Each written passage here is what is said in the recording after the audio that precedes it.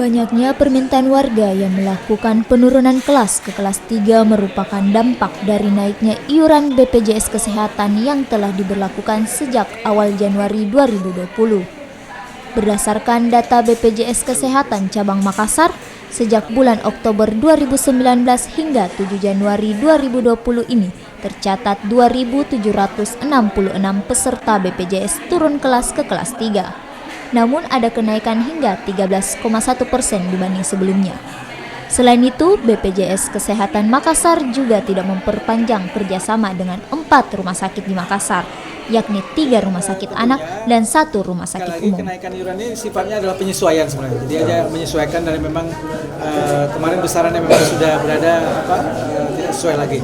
Dan bagaimana nanti terkait dengan penyesuaian kualitas layanannya tadi saya sampaikan, memang diharapkan dengan adanya peningkatan iuran ini maka nanti kemampuan kita untuk memenuhi penagihan klaim rumah sakit itu akan menjadi lebih baik, sehingga nanti diharapkan rumah sakit juga atau fasilitas kesehatan bisa memiliki lebih banyak kesempatan untuk keluasan untuk lebih meningkatkan pelayanan kesehatannya.